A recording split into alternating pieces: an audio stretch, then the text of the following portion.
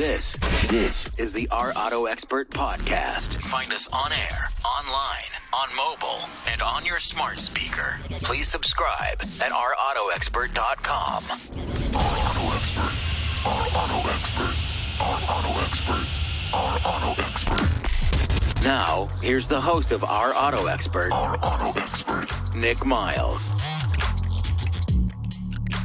Locally created, nationally celebrated from the Northwest to the Southeast, this is America's Car Radio Show. If it has a throttle, we'll feature it on air, online, on smart speaker, or on smartphone.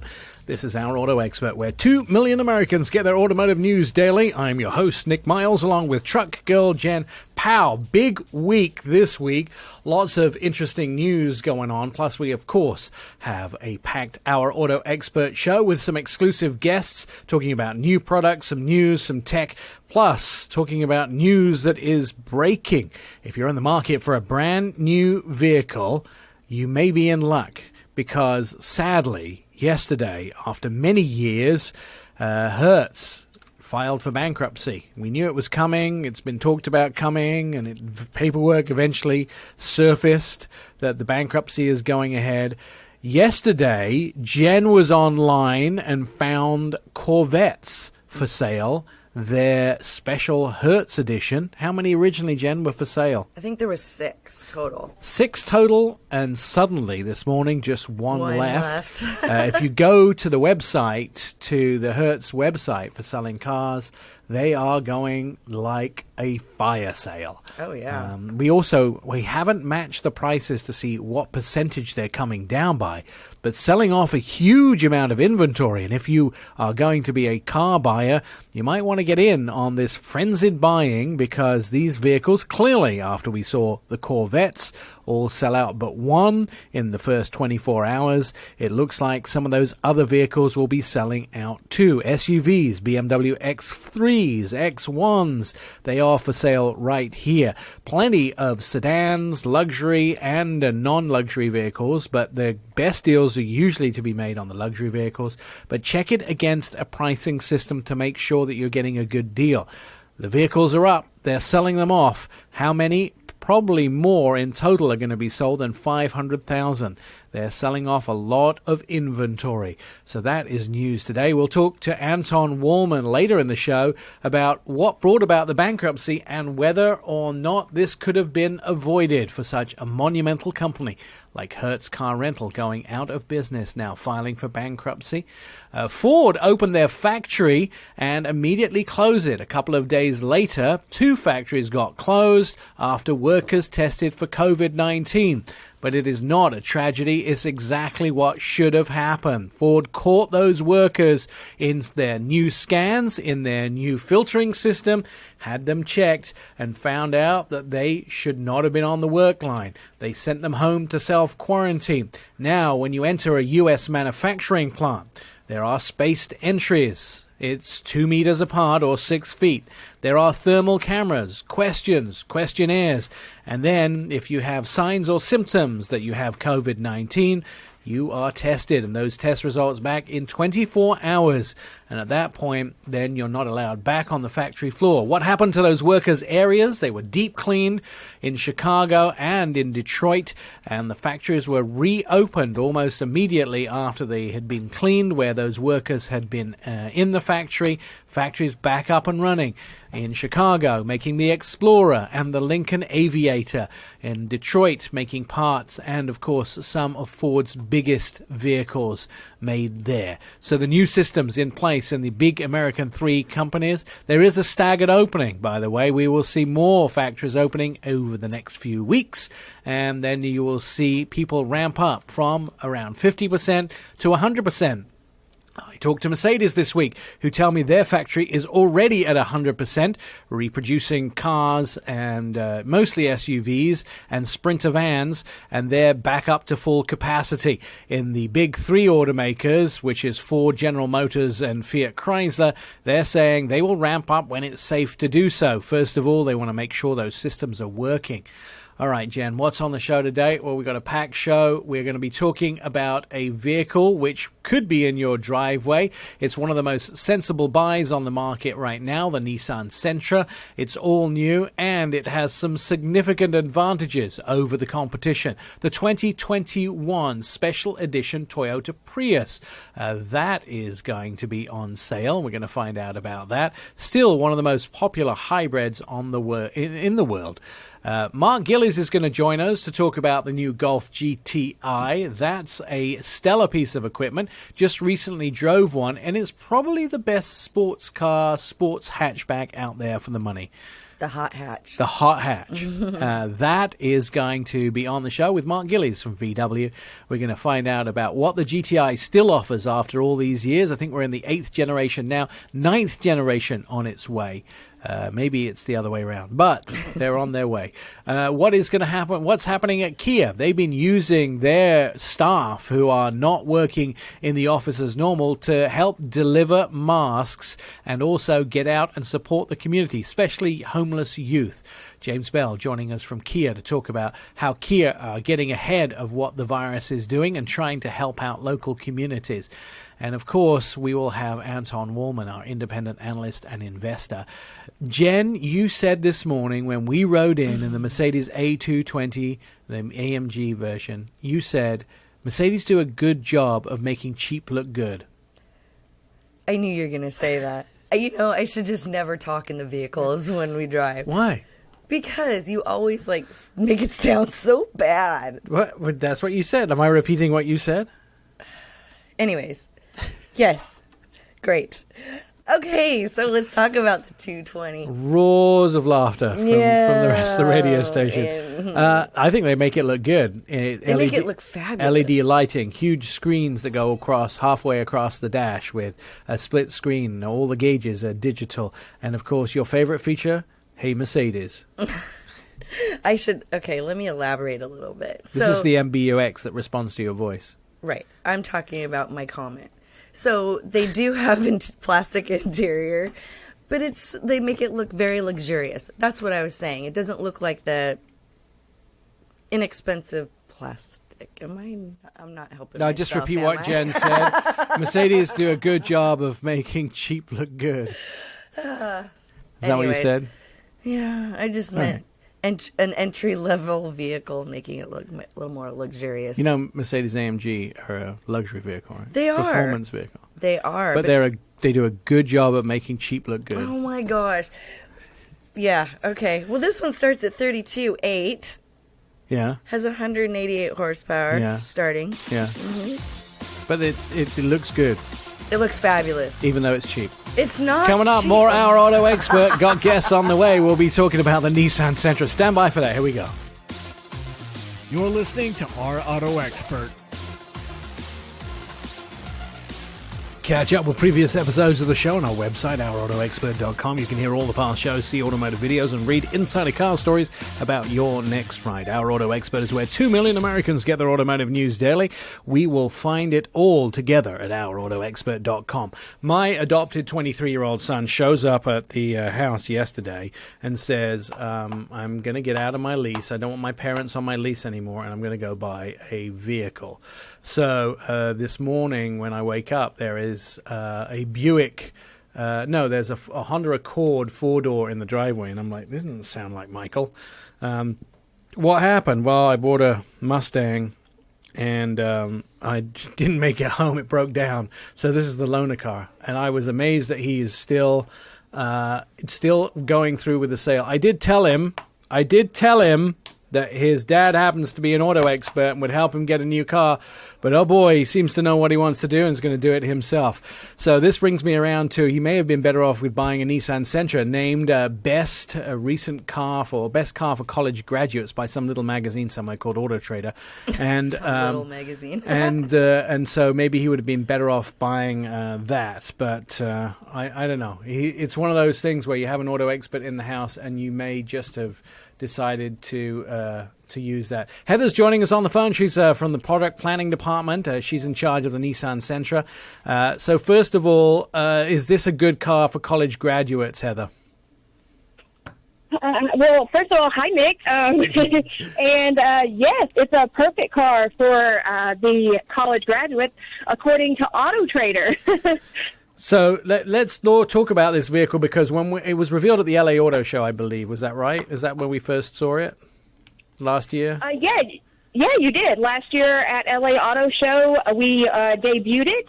And I believe that you saw it firsthand there. It's a beautiful car. Yep.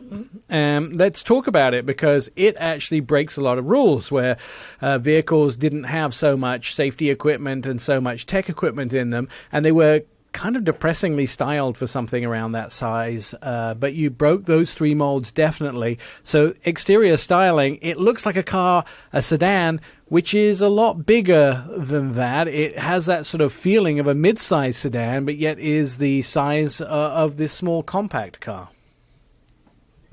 Yeah, well, Nick, you're right. I mean, it is still the size of a small compact car, but it does have that look of a midsize. We did make it 2 inches lower and 2 inches wider to give that sort of look and feel of a midsize, but definitely still a styling of a compact size.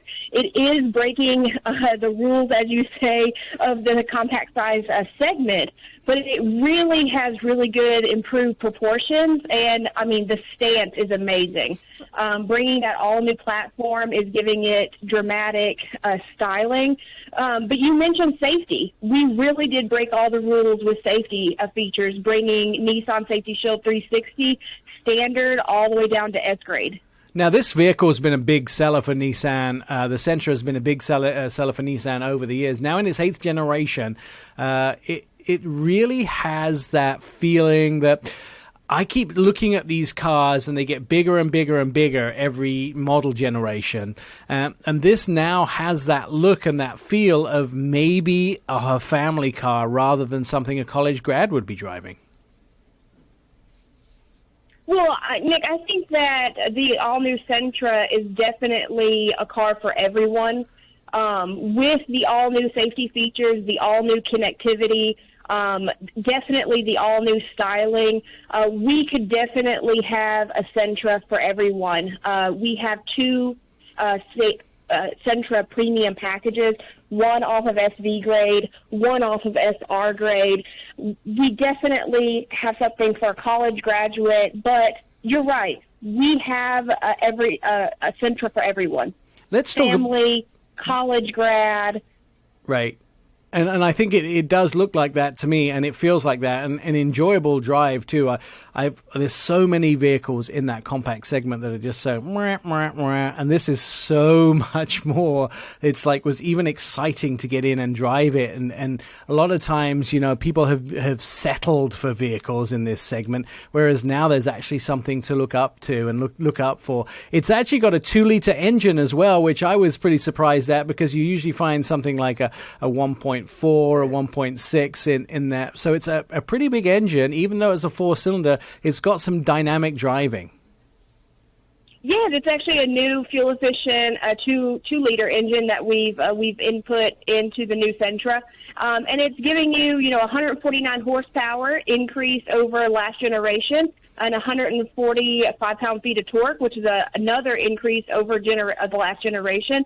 And, this is also coming again with that new platform. And it's a really comfortable drive. Like you said, fun to drive. We also, top-level driving dynamics with a new standard independent rear suspension. So you really get in it and you really get to feel the road. Exciting to drive. Yeah, you're right. In the segment, a lot of the other competitors, 1.6, 1.4, but really exciting to bring this new 2.0 liter into the new Sentra. Now let's talk about the one thing that is the nicest part about the car for most people, and that's the price, coming in around $20,000.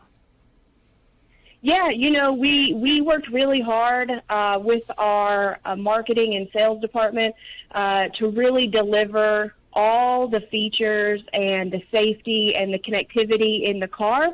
And yeah, starting price $19.90 for the S grade. So really excited to be able to deliver the vehicle at a really great starting price. If I was to check all the boxes and choose all the options, could I get it to $30,000 or would I still be a little short? Did you say $30,000? Yeah, if I checked every single box and got every single trim level and every single option. If you got every single option, you're going to come in at even under $23,000.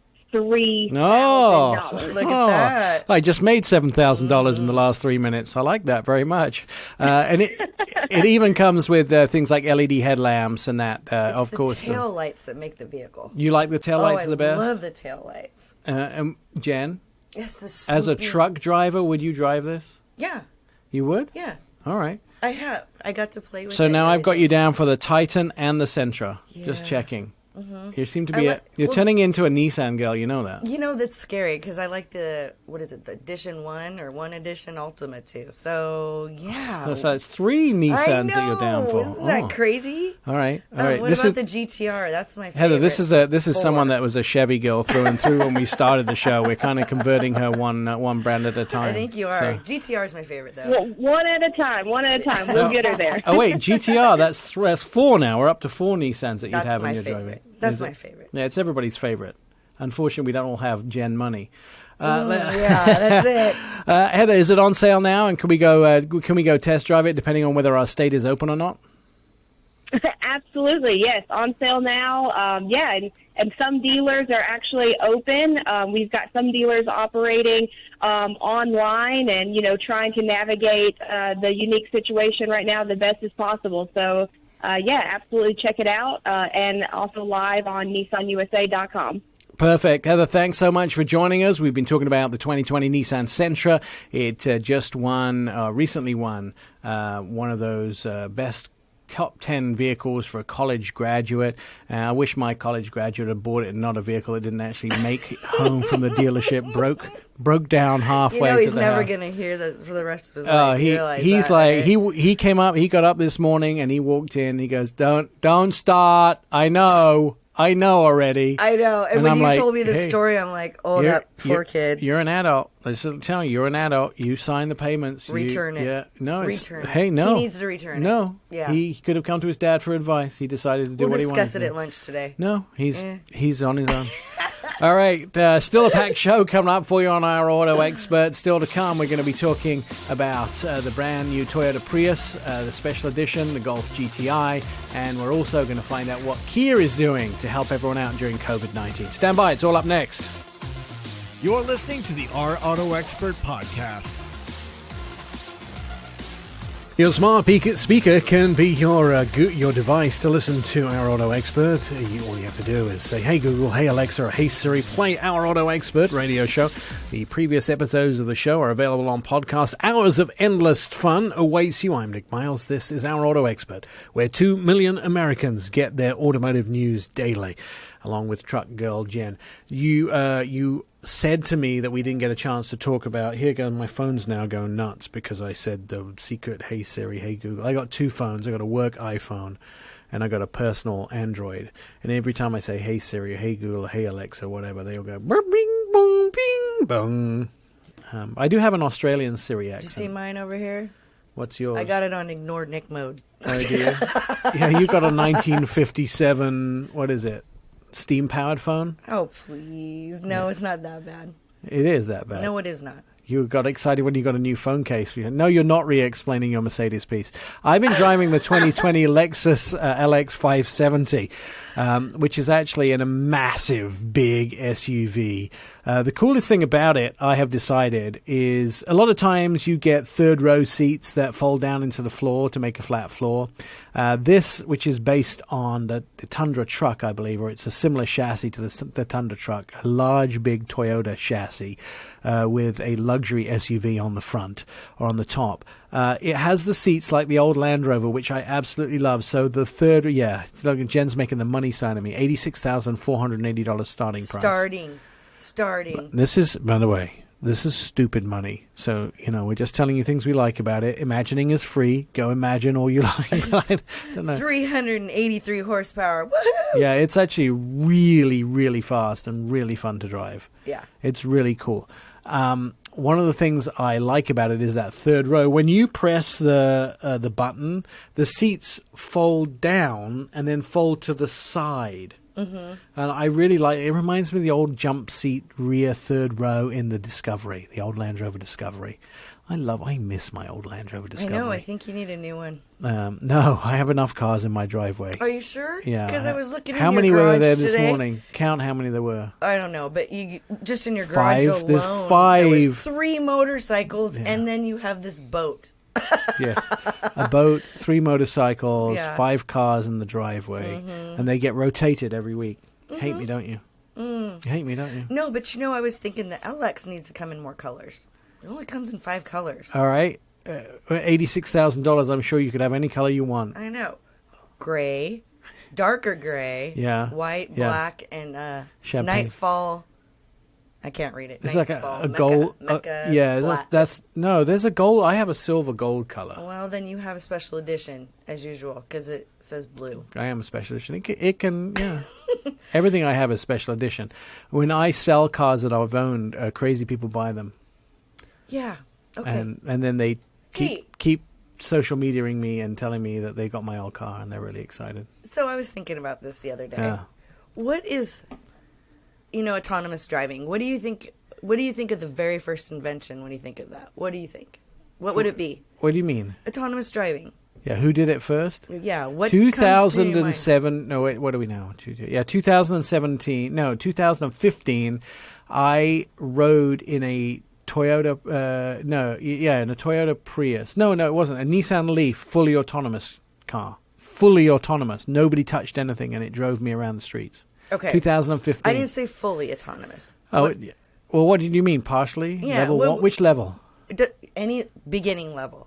Well, Nissan tend to do. They're one of the companies that do the most usually autonomy vehicles. Okay, we're not in sync today.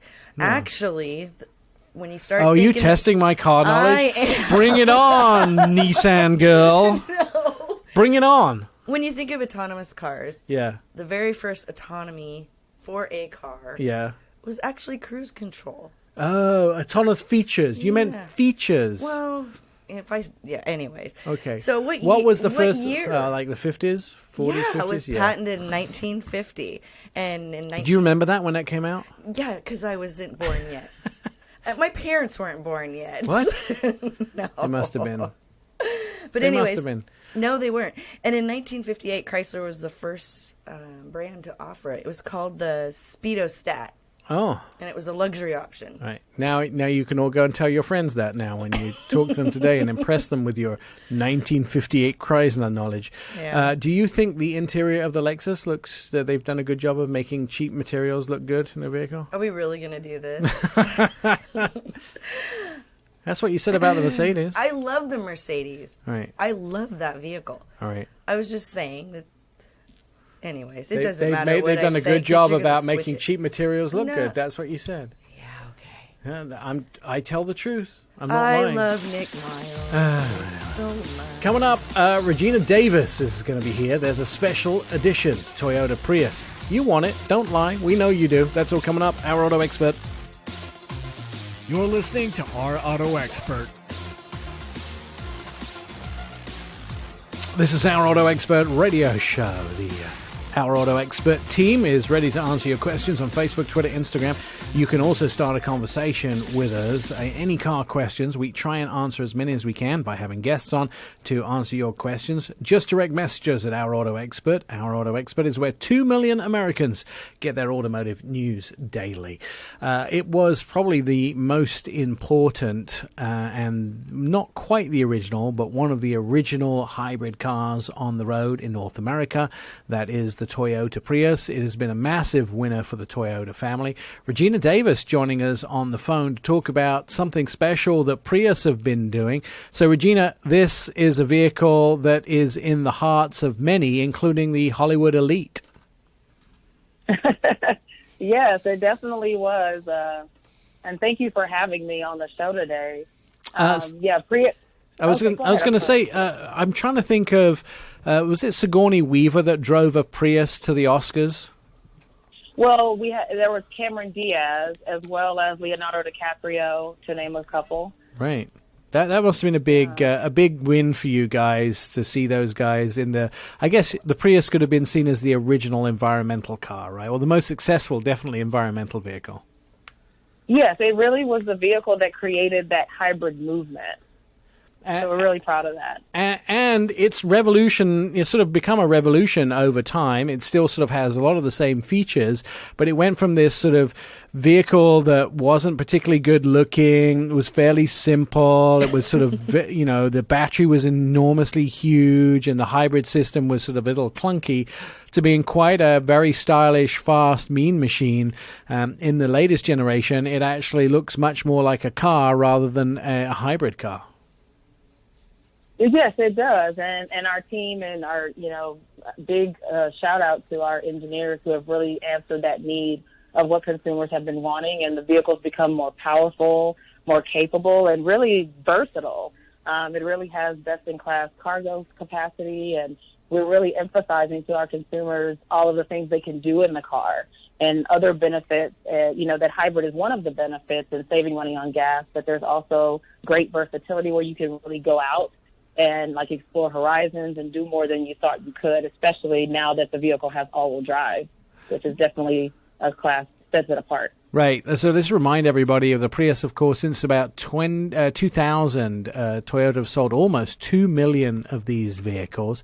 Of course, it originally was just a front-wheel drive hybrid vehicle. Now all-wheel drive is an option as well, and it also comes with a mileage which is pretty unbelievable even to today, over 50 miles per gallon estimated, possibly 52. Jen, yes, raise your hand. What do you want? Well, and I drove this in the snow. Oh, that's right, the all-wheel drive. Yeah, and it's awesome. It's amazing. I went to that Bridgestone driving school and got to drive it. It stops on a dime. It's an incredible vehicle. I like the new all-wheel drive system. This is someone, by the way, who is a truck person, and now she's telling me that she loves the all-wheel drive Prius as well. All right, so let's talk about this special edition, because celebrating the life of 20 years of the Toyota Prius, you guys have come up with a special edition. Yes, we have, and we're really, really excited about it. Very happy to bring this to the market. There's some very cool things about it. One, of course, keeping in line with the 2020 edition. We're producing only 2,020 of these, so it is an exclusive model in our lineup, and it has really great features, such as black model and grade badges. So even the Toyota emblem as well as the XLE will have black badges. And I should mention as well that this is based off of our XLE front-wheel drive grade is what the vehicle is based off of. And so basically we've taken that and have added kind of an appearance package, if you will, to it to really make it special, because we are celebrating, 20 years of being leaders in this hybrid movement. So in addition to the black model and gray badges, it has black inserts on 17-inch wheels. Nice. It also has some really cool blackout headlight components. There are some accessory lamps with black bezel trim around them. And then if you move to the interior, our shift knob, which has historically always been blue, on the special edition vehicle, it's black. And the air vent, the HVAC bezels on those units are a smoke color. And there's also a smoke kind of center stack around the audio system, has a really nice silverish type of smoke feature. Who So said? really excited. Yeah, who said that the Prius couldn't be macho and mean with all this black and this new designs? It looks very sinister looking at the pictures Very of it here. aggressive. Is the paint a special paint color? Because it looks almost like the red one I'm looking at a picture of here. Almost looks matte. Matted, yeah. Well, no, actually, the red that you're looking at is our supersonic red, which is one of the colors that we currently have. And the car will be available on that color, as well as Wind Chill Pearl, which is a new color for us for model year 21. It is replacing our Blizzard Pearl that we've had historically. So things went from blizzard to wind chill. The weather's getting better. Yeah, things are looking up. Blizzard to wind chill. I like it. Go on. One other thing I will mention as well that makes this car very unique is to celebrate the 20th anniversary, the interior will also come with, we developed a 2020 edition logo or emblem, which you may have seen. And so we have custom floor mats in the vehicle as well as a key fob holder that has that 2020 edition on it to really just kind of put the icing on the cake. Now, will these be numbered? No, we are not numbering them. Okay.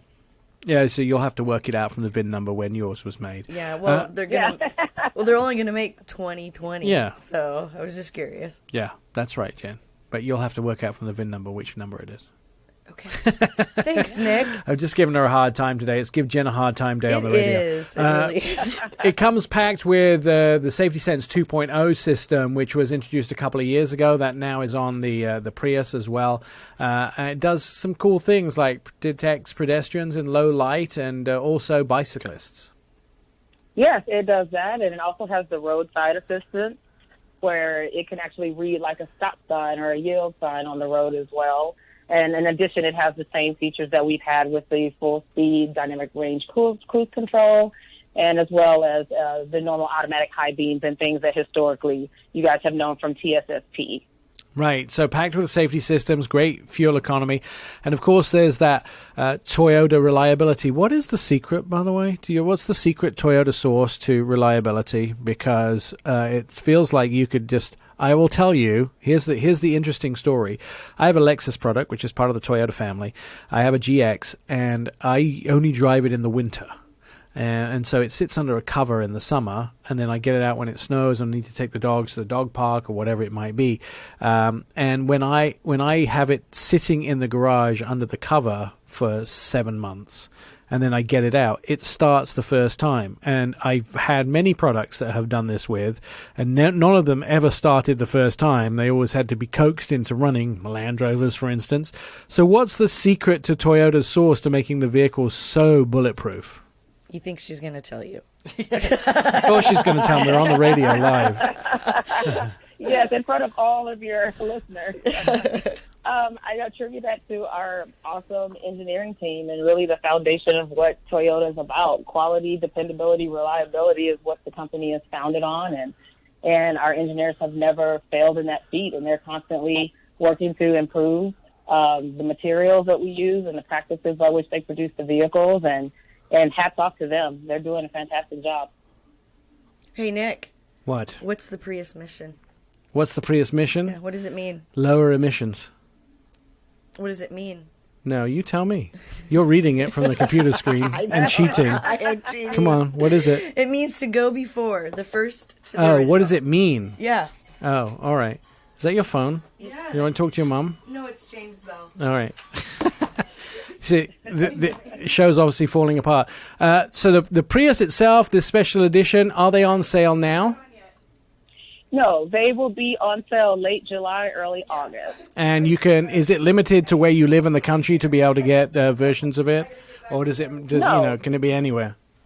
Yes, it can be anywhere. There'll be a national rollout, so it's not just a regional play. Excellent. So I'll look forward to having everybody be able to go test drive it too. If you want a special edition Prius, we should be, I think, I'm just doing some calculations here, where I think we're probably due to get a Prius refresh coming in the next couple of years. So if you want one of these special editions, you probably should go out and test them. Listen, thank you for taking some time out to talk to us today about the brand new 2020 Prius Special Edition. There is only 2,020 of them. So if you want to get one, you want to find out from your local dealer when they're on sale and head out to that dealership and grab them, and you could be the proud new owner of this special edition. I do like the red color. It looks very matty. It may be just because everything on the vehicle is blacked out. It marks the 20th anniversary with a special anniversary edition. Coming up, we're going to talk about, we've got a bunch of stuff to talk about, including what Kia is doing for their mission on helping people with COVID-19, helping the community, giving money to homeless youth, and also they've been doing a cooking segment on TV, which is very interesting to find out what they've been doing. We're also going to be talking to Mark Gillies about the brand new the brand new Golf GTI. I've been recently driving one of these. For the bang for the buck of the Golf GTI, to me is one of the best vehicles out there for the hot hatches. And they come in manuals. Can you drive a manual, by the way? Yes, all my vehicles have been manual except Have for they? my truck. Yeah. Is it interesting to you that the youth of today cannot drive manuals? Yes, that is just really creepy. I actually have to sit on my hand in the truck so I don't touch anything. Because I'm so used to... Oh, God. This is a joke, right? Like, Jordan, our producer behind the glass, is looking at me. I'm looking at him like, I could go so many places with this. Let me retract that, okay? Yeah. I'm used to driving a stick shift. Better? Yeah, Okay. yeah. Yes, please. Thank you. Because I'm a little frightened about where this was going. There's also, this is a great time with reduced traffic on the road. Although I came back from Vancouver yesterday, and it was busy on the freeway. Well, that's why I brought up the cruise control thing earlier. Yeah. Is because there are so many cop cars out right now. Please drive the speed limit or use your cruise control button. Otherwise, you'll get a ticket. You know that I drove a vehicle with lights and sirens on for many years. Right. I wish somehow that I had that vehicle back now, because there are so many people I want to pull over on the freeway constantly. Like, this guy needs a ticket. Oh, this guy needs... Because I think people think COVID-19, there's no one on the roads. Why shouldn't I be mental? Exactly. People are driving really fast, which is fine. I like to drive fast. I have no problem with people driving fast. It's the weaving in and out of traffic. I can't stand that. I just want to Especially take someone out of the car and slap them. And motorcycles, the weather's bad. It's too hard to see sometimes. Are we getting old? Is that the problem? No. Are we? No, because I have like two speeds. Are we angry 40 and 75. Are we angry old people? Get off my road! Get over. Youth. No. Yeah.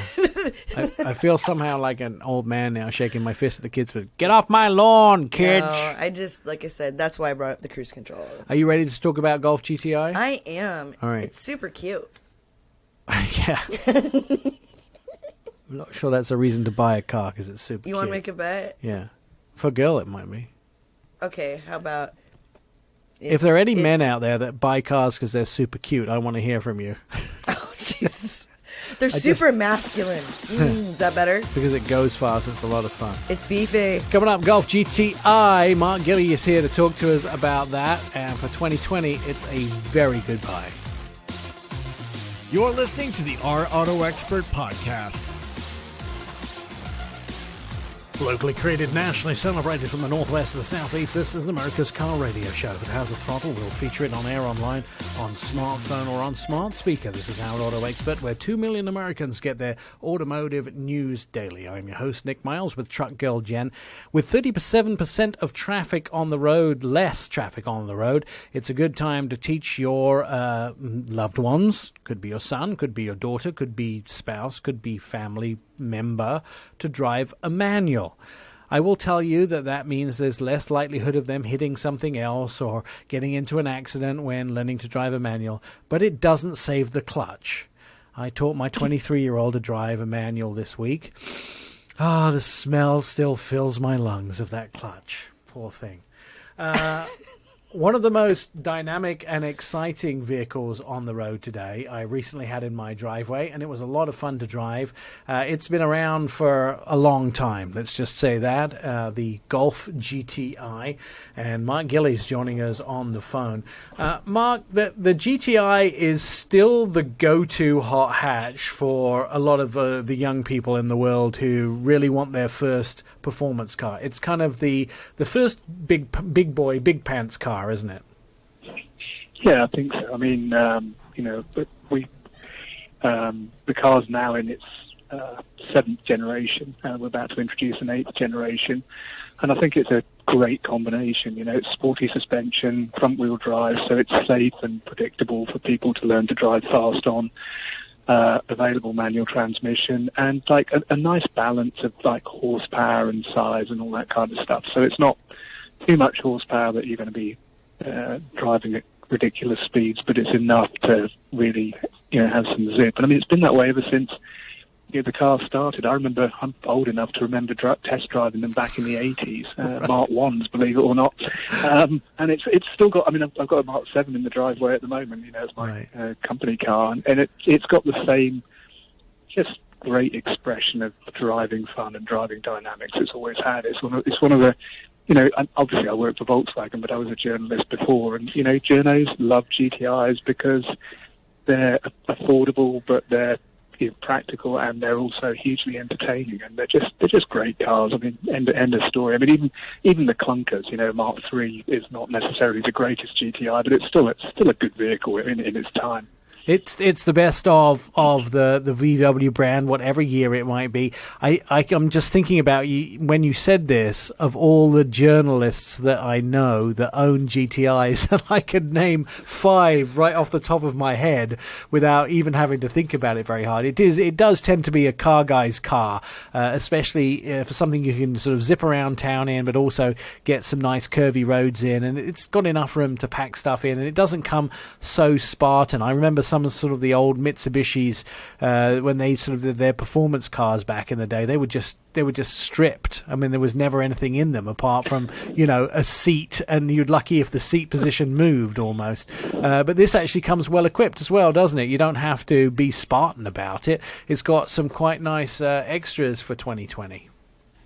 Yeah, I mean, the nice thing about GTI is, again, you know, it's got all of the regular infotainment systems. You have things like electric power driver seat, the top of the line. Autobahn gets a Fender premium audio system. It also gets what we call DCC, which is an adaptive damping setup that I think is phenomenal, because, you know, you can some of the trade-offs you get with the sporty suspension, and sometimes it's slightly a little bit hard for, you know, when the trade-off is you get the ability to go into corners with little roll and body lean. But the nice thing about the DCC, because it's adaptive damping, you get a really nice controlled freeway ride, and then the dampers stiffen up as soon as it detects you throwing it into a corner. And there's things like, you know, it's got a torque sensing limited slip differential, which sounds like technical mumbo jumbo, but it's great because it helps eliminate understeer, which is, you know, where the front wheels start to plow or whatever. Yeah, I mean, it's got it you know, you get leather on it, great audio system, just all the bells and whistles nowadays. I think that's one of the things I like too, especially you talked about this at the very beginning, is the driving dynamics. I actually had it I had 2 test cars the same week. The other one was the MX-5, which in itself is an amazing car, but for 2020 they made the suspension so squishy, and so as soon as you get up to speed and you do any, you know, turns, it seems to be like, you know, soft and spongy, and yet the GTI is not. When you do corners with this, it actually holds the line really well. You don't feel like it rolls too much. At the same time, what I love about it is it's, you know, the Miata's great to drive on a freeway, straight lines, and it's also, you know, nice to drive around town. But the GTI is great in both situations. And one of the things I always found was that when you're not spirited driving, a lot of these cars that are sort of made to have fun in are really horrible to handle on a day-to-day basis. And the GTI sort of makes a good impression in all kinds of streets, wherever you're going to drive, whatever you're going to do. Plus, I find it very simple to use as well. And this is one of the things that you often find. Nobody makes a car with any space that's fun to drive. I mean, unless you're talking about a 707 horsepower Jeep Trackhawk or something. But, you know, nobody makes enough space. And yet, you fold the seats down, I get 5 dogs in the back of a GTI. Yeah, no, I mean, that's one of the things I love about the car I've got at the moment is, you know, I fold the seats down and a full-size bicycle goes in the back, you know, without having to take the wheel off, which I think is, you know, pretty stellar. And as you say, that the other thing I like about it is, you know, some people would say the looks are understated and so on, but I'm a bit too old to be driving around a car with bloody great wings here, there, and everywhere that screams, you know, "Stop me, Mr. Policeman." Whereas a Golf, you know, sort of Golf, particularly if it's in like a grey or something like that, it sort of just, you know, just sighs through the traffic and nobody really notices it. I think, you know, it's a grown-up car at the end of the day. But, you know, the other thing is my son's 22 and both my kids learned to drive on a manual, I'll have you know. Good, love it. First time he drove a GTI, I was like, "Oh God, Dad, this thing's quick, isn't it?" And you know, and he races. He races a '92 GTI that I've got. Oh wow! So, Yeah, so he was kind of taken aback by how quick it was off the line. So Yeah. which is good, you know. I love it. Mark, thanks very much. By the way, it starts at MSRP is $28,595. Of course, if your dealer is open, you should go test drive one. If you do nothing else in your life, if you don't ever own a GTI, at least go test drive it so you know everything that we're talking about. The 2020 is a really nice piece of machinery. I do also like the little red accents that it has. So when you get up close, you know it's a GTI. It has those little red stripes across it, nice red calipers and that sort of thing. All right, more Our Auto Expert. Stand by. Here we go. You're listening to Our Auto Expert. Catch up with previous episodes of the show. Our website is ourautoexpert.com. You can hear all the past shows, see our automotive videos, and read insider car stories about your next ride. Our Auto Expert is where 2 million Americans get their automotive news daily. You'll find all of the stuff you need at ourautoexpert.com. Years and years of shows. You can just put it on continuous play and it'll get you to sleep at night. It gets me to sleep at night. I've been checking in with automakers to see how they're faring during the COVID-19 pandemic. Many factories originally shut down, companies furloughing workers and having people work from home that were still continuing to work. But everybody's getting back to normal and helping out their local community. And ahead of the line is Kia. James Bell joining us on the phone. He is the big bottle washer in charge of all public relations at Kia. And first of all, how are things at home? Are your family and you trying to kill each other with being sheltering in place over the last few weeks? You know, it's shocking. We're doing better than I expected. I don't know what that really says about my family, but it's been interesting. But as you know very well, Nick, so much of our work that we do in the auto industry is connected to travel. Yep. And it does feel strange to be completely acclimated to the Los Angeles time zone. Right. That is weird. Right. Yeah. I mean, I think I had trips to Europe, the UK, Yep. Germany, Japan, and Korea all on my list, and yeah, they didn't happen, and so it's kind of strange being at home. In fact, I've got into quite a routine at home now, and I keep saying to my other half, like, I make the coffee in the morning. It says, "You'll have to learn how to do this, when I go." It's like, yeah, when I leave, you'll have to learn how to make your own coffee. All right, let's talk about Kia and how you've been faring during this COVID-19. You've been stepping up and helping those people, not just surrounding your factory, but people all up and down the coasts in making sure that they are surviving through this with money and with supplies. Yeah, we're trying to do our best. We came up with a program we call Accelerate the Good, which was really very early on in this process to not only provide, as you say, money, very helpful money to childhood homelessness. Some of the charities that are involved in that. We're just sitting here talking about and laughing about, who's going to make the coffee, but that's because you have a home. Right. Think about if right. You have this situation where we have to shelter at home. If you don't have one and you're a child or a teenager, then that's a desperate situation. So we wanted to provide assistance, the best we could there. And also doing a lot for the medical community. Our fantastic factory down in West Point, Georgia, was quickly flipped over and built a whole separate assembly line for building face masks, which have been now distributed to medical facilities, as you said, all around the country. So, yeah, we're definitely doing our best, and as I said, trying to accelerate the good in whatever way that makes the most sense in different communities. You've been delivering those masks in one of the vehicles that's made in the United States, the Telluride, too. I wonder if that's it gets people excited usually when they see it, but I can imagine some people going, that's the car for me. Yeah. Well, it's funny, I was talking to somebody the other day, and I said, the Telluride is where the masks are the Telluride factory is where the masks come from.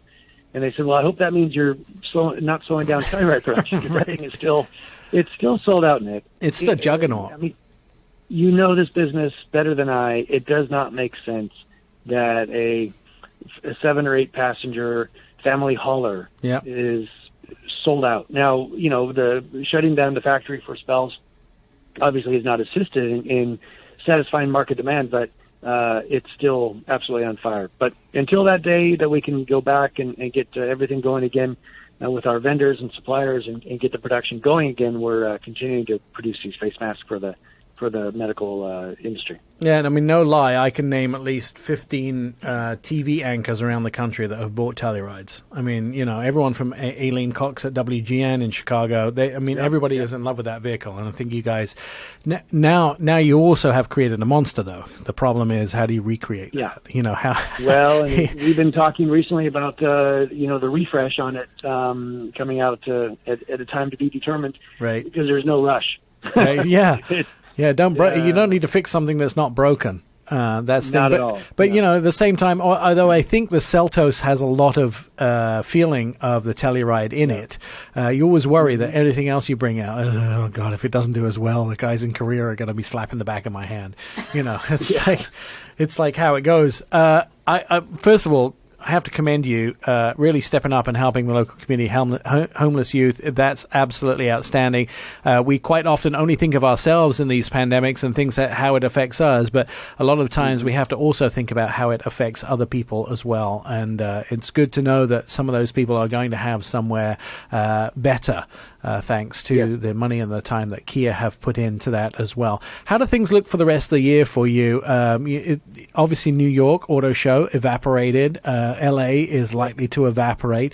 Is there a new kind of way to tell us all about new vehicles? Are there new plans on obviously not able to fly journalists all around the world to test drive your cars, but it's going to start up at some form. I mean, is it all about planning, contingency for Kia? Well, we were actually, you'll be receiving email in the very near future here on a program that we're doing. Now, obviously, as you say, we can't get the gang back together. Yeah. We can't be physical space sharing together, but we are doing an online program here very soon to launch a vehicle. And I think it's going to be kind of fun in a weird way. I mean, being Kia, we wanted to do it in an interesting way, in something that was Kia-esque, that brought a little thrill to the process, right, which is not always easy to do when people are just stuck staring at screens. But I think we've done something cool, so I look forward to your review on that. And then to your point about getting people into the cars, we have a program that we're putting together, kind of a touchless ride and drive, if you will. And so we'll see how it goes, but we're ready for it. Yeah, it's good to find out all these things as well, of course. And now I'm getting to spend more and more time in the vehicles as well, as usually I'm not home enough. So that's nice to actually get first-hand touchy-feely of a lot of the vehicles as they come out of the fleet as well.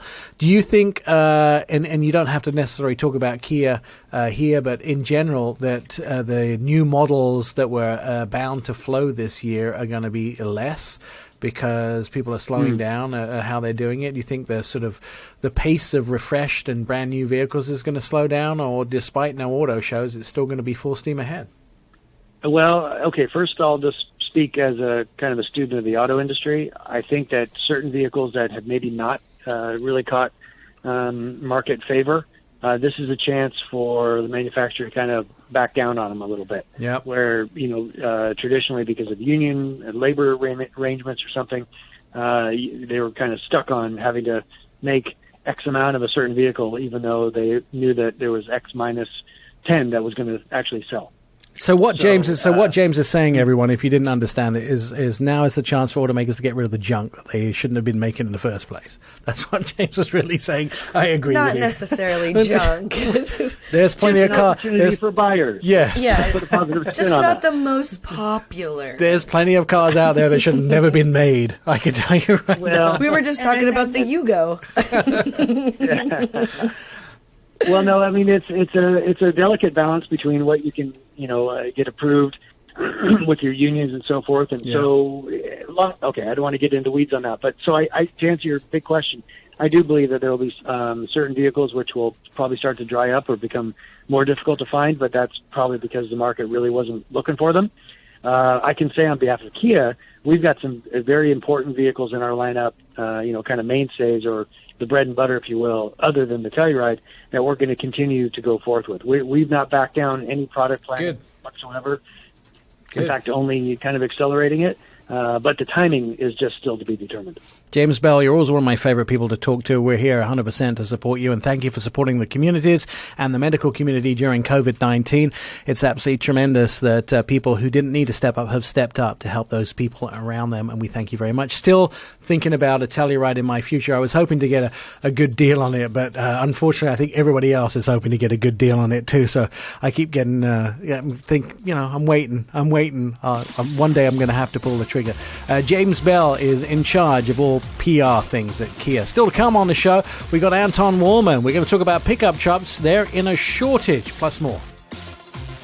You're listening to the Our Auto Expert podcast.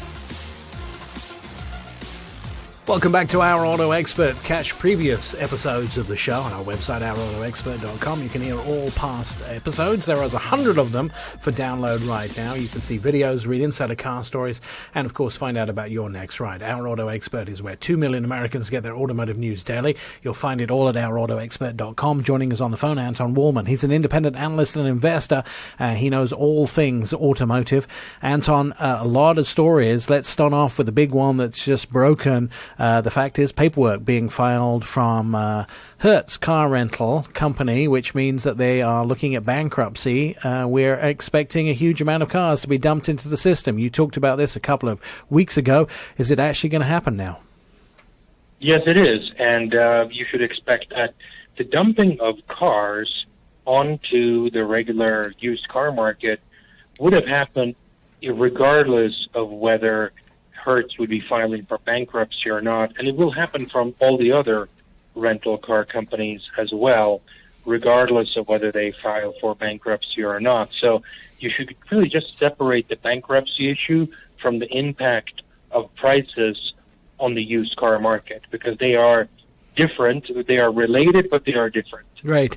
What's going to happen now? We saw yesterday, Jen was looking online at the Hertz website, and they had 6 of their Z06 Corvettes for sale. Now there's only 1 this morning. So clearly people know, and they've been waiting for these deals to happen. Do you think they'll manage to sell all of these vehicles, or are they just going to be circling the drain and no vehicles being picked up? Because at some point, it doesn't make sense for them to sell them for so much less than they're worth. No, I mean, there's a balance here, right? So they will definitely cut prices, but at some point, the time value of money factors into the equation, and they're going to not be willing to cut the prices by dramatic 50% or whatever type level, but you should expect very meaningful price cuts that will impact the market and will present opportunities for regular common folk like you and I, who may or be in the market for a modestly to moderately used vehicle that can be snapped up for a very, very big discount below where it would have otherwise have traded. I'm ready. I'm standing by. Let's talk about another thing that's in the news today. I was at the local mini dealership recently who are doing fairly well. They laid off, I think, 37 staff out of 67, so they still have 30 people working and are waiting for things to go back, but they still are managing to sell and service a lot of vehicles. Across the road from them is a GMC dealership, and they said they are seeing record sales right now because people are coming from rural areas who are not so affected and buying those vehicles. The customers of bigger pickup trucks tend to be more rural, more residential areas outside of city centers, and their business is going well, but it's going well for some regions. Other regions could be looking at a shortage of those pickup trucks. That's right. I've heard exactly the same thing from GM dealers in particular, but I'm quite confident that we have similar phenomena to varying degrees from both Ford and Ram pickup truck dealers as well. And we have a situation here where, of course, there's been no production for a while, and the incentives are huge, 84 months with zero interest. GM gives you a little over $6,000 per vehicle, and if you have a Costco membership, which costs $60 a year, you get another $1,000 off. So people are scouring the country for more and more pickup trucks. So they're coming from, I've seen and heard many of these examples where people go literally 500 miles to pick up units that otherwise are not obtainable in their home area.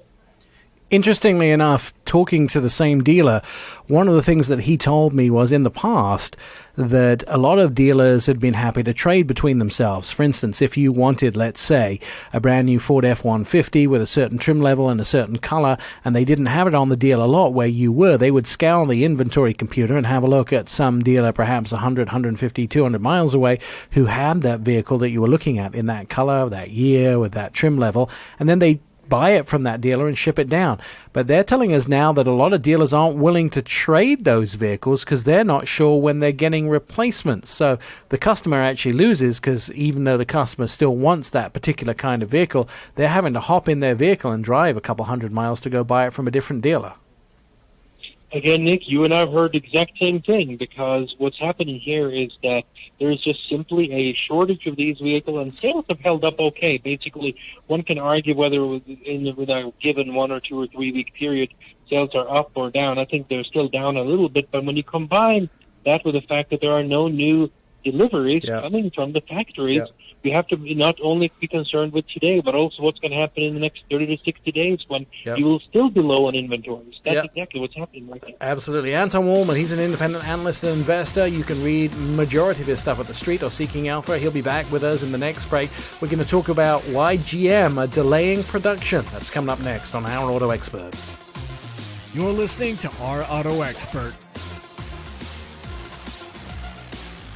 Your smart speaker can be your phone, or it can also be your radio. Say, hey Google, hey Alexa, or hey Siri, play Our Auto Expert radio show. All the previous episodes of the show, or the podcast, will be available. 100 episodes online now. Endless hours of fun as you shelter in place. I'm Nick Miles. This is Our Auto Expert Radio, where 2 million Americans get their automotive news daily.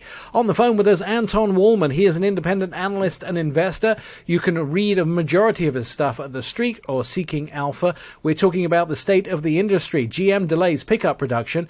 It's delayed the restart because of a lack of parts. The same thing happened to Ford in the first couple of days, so weren't they ready to start production again? Shouldn't they have had the parts all ready to go? That's right, Nick. But here's the thing. You know, a car consists of many, many thousands of parts, and if there is a single one of them missing, even the instruction manual, they cannot allow this vehicle to be sent out to the dealership. So, you know, the nature of this event that has occurred was so traumatic, unplanned, chaotic, problematic, unprecedented. I mean, the adjectives just don't stop. That I think the automakers can be forgiven at some point for simply not being able to get all of their ducks in order to resume production precisely when they had planned on doing so, because in many cases, some of these parts come from Mexico. Mexico is yet another set of jurisdictions that reside on top of all of the U.S. jurisdictions that have to be coordinated. And if just one part goes wrong in this chain of events, then production simply grinds to a halt before the vehicle in question can leave the assembly line. All right, so let's talk a little bit about some of the delays in announcing new vehicles. All right, so there's a lot of delays in production because we know that factories had to shut down, but also car companies now are planning on things like the New York show, which is evaporated, LA show, which is possibly going to evaporate, to have brand new cars introduced. Now they're not doing that. In fact, we were supposed to see the brand new Hummer introduced from GMC this last month, and that's evaporated.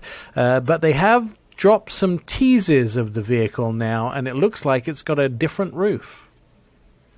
Yeah, so GM at least produced a tiny bit of video footage, if you can call it that, which basically shows a very heavily open sky type situation on top of the GMC Hummer, which will, of course, be an all-electric combination of both an SUV as well as a pickup truck. And, you know, that's what we're getting so far while we await the full unveil, which was originally scheduled, was scheduled for CES, and then it was going to happen later in the spring, and then it was going to happen on May 20th. And now we don't have a precise date yet, but at least GM felt that the need to whet our appetite with something. And this gives us some sense that this isn't just the top end of a regular SUV or pickup truck that GM has been producing to date. Ford says new production launches for next season are delayed approximately 2 months. So we were supposed to see the Bronco on April 2nd. Now that would be May, June 2nd. Do you think it's 2 months is a little bit ambitious? Because it looks like most people aren't opening until later in June. Yeah, I think really what they meant was production starts. So the production starts of both the Bronco Junior, if you wish, the Mustang Mach-E, the all-electric crossover, as well as the new, heavily refreshed, but not necessarily all-new F-Series, particularly the F-150. They're all seeing their production starts approximately 2 months delayed later this year and into very, very early 2021, basically reflecting the approximate 60-day delay resulting from the COVID-19. It was essentially proportional. Yeah. No, I understand that too. It's obviously frustrating because we want to see those new products, and we've pretty much seen the new Bronco. Of course, if production is delayed, it means that revealing delayed. Also, the new F-150, everyone's asking, especially the TV audiences in Kansas City, Missouri, where the F-150 is made. They want to know when the new truck is coming and will they be producing it as well. Tesla delays Battery Day event for May to at least June or July. What is Battery Day? Maybe you can explain that to us. Yeah, so of course Tesla has not really said exactly what they are going to announce on this Battery Day, which is when they're going to present presumably their vision for what they have in store for new battery technology coming up in the coming years. So one of the things that have been heavily rumored is that they're going to have a battery that can last supposedly 1 million miles, and that will be produced by the Chinese company called CATL. And whether or not Tesla will have an exclusive on this battery or not, nobody knows. You would think that CATL will be willing to sell any product they have to any automaker in the world, especially since Tesla has less than 30% of the world's pure battery electric market and less than 20% of the combined pure electric and plug-in hybrid market share in terms of units as we exited 2019, and those percentages are estimated to be far, far lower in 2020 than they were in 2019 anyway. So perhaps Tesla has a unique chemistry for this battery that CATL will simply manufacture solely for Tesla and cannot sell to anybody else. But that would be an example of some of the things that are being rumored in terms of what Tesla could present. We will also hear some numbers that will sound very ambitious with respect to what these batteries will cost, and those numbers will be far lower than any numbers we've heard in the past. But it's very hard to independently verify these cost numbers, because when it comes to these costs of something like a battery, it depends on how you allocate these costs. I mean, is it only variable cost? What are you assuming for the building and the construction and the manufacturing of the machines that are in turn going to manufacture these batteries? What are you assuming for all of the ancillary systems like the packaging and the electronic systems that are outside of the actual battery cell? So when you hear these numbers, you should definitely take them, regardless of which automaker presents battery cost numbers, with a tremendous grain of salt, because what all the automakers will tell you off the line that they are not telling you in the press releases is that the real numbers are far, far higher in terms of cost than the headline numbers that you see being thrown out there, and that you will certainly see yet again in the case of Tesla's Battery Day, which is coming here at some point later this summer. All right, let's talk a little bit about President Trump. He's getting support from Toyota, FCA, and GM on new stringent fuel economy rules. I mean, this is just better business for these companies who are losing money on that. Yeah, so basically the story was that under the rules that have been in effect until now, the improvement in fuel economy that were mandated, without which they would have to basically pay enormous fines, would be that they would have to improve by 5% each year between now and the end of 2025. And the administration has come back and said, look, we're just going to freeze them at the current level, because basically whatever people want to buy, they want to buy. If people don't want to buy cars that have a better fuel economy, then they don't have to. can buy those cars, then they will do so, but they shouldn't have to do so. So they basically came out eventually with a compromise and said, look, we're willing to have these new fuel economy rules be set at an improvement of 1.5% per year, 1.5%. And that's the offer that's currently on the table. And many of the automakers, such as Ford and Volkswagen, came down on the side of California and said, no, we want them to stay at the previous 5% rule. And now General Motors, Fiat Chrysler, and Toyota have come out on the side of the EPA and the administration and said, look, we think that the 1.5% make a lot more sense. So that's where it stands right now, and we're awaiting the next steps. But interestingly, at least 3 of the automakers said that 1.5% is what we're supporting, not 5%.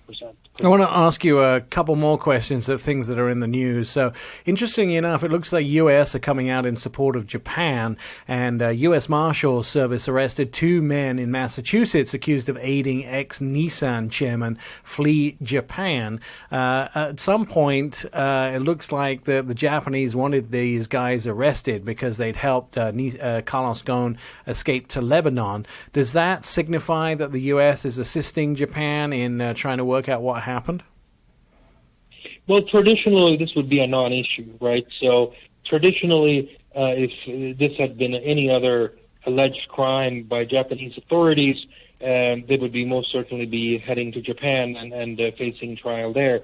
In this case, I find it a little hard to believe that given the extreme nature of the controversy surrounding the way in which Mr. Ghosn was treated in Japan, that the U.S. is going to send these Americans back to Japan, given the fact that there is yet another American who is still in prison in Japan and who has been, according to many, treated very, very unfairly. So my bet as of today is that after much haranguing, these men will not be sent back to Japan, but rather would stay in the United States. But certainly seen stranger things happen.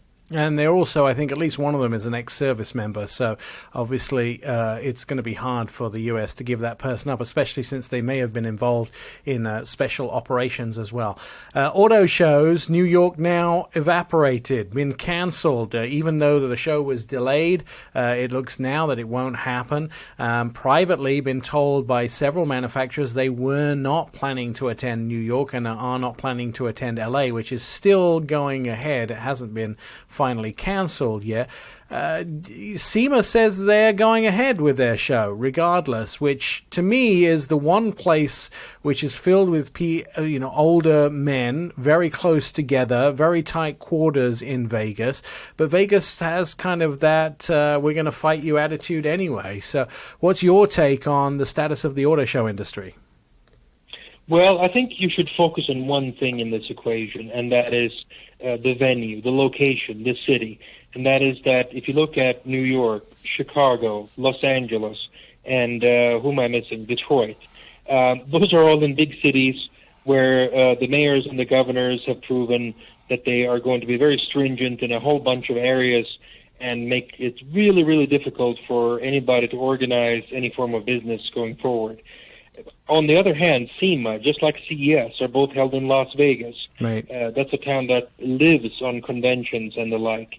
And I think that as Las Vegas opens up, I think that from a risk management perspective, if you're in any of the automakers and you're going to say, well, let's not place too many bets in this coming year, but let's place 1 or 2, I would say that if I were an automaker, I would place all my chips on red in Las Vegas, because that is going to have the highest probability of actually going through and where you're going to face the least resistance and risk from the mayor and the governor in that particular location. So I think that you should keep your eyes not only on SEMA to go forward this year, but also on CES, and that automakers could make that their really big bet the upcoming 12 months in terms of an auto show season. I like the gambling reference. Anton Wahlman, independent analyst and investor, seeking alpha, and The Street is where you can read a majority of his stuff. He definitely has his finger on the pulse of the auto industry, and especially alternative vehicles, what's happening with fuel and with fuel economy, electric vehicles, etc. You can find him and all of the rest of the stuff at OurAutoExpert.com. Over 100 previous episodes of the show, Apple Podcast, iHeart Podcasts. Just ask Alexa to help you out. Read Insider Car Stories and watch all of our television appearances. Yeah, you can see them right there. OurAutoExpert.com. Ciao, till next week. You've been listening to Our Auto Expert with Nick Miles. Find all the show episodes at OurAutoExpert.com. Please follow us on all social media, Twitter, Facebook, and Instagram at Our Auto Expert, and message us for a quick and witty response.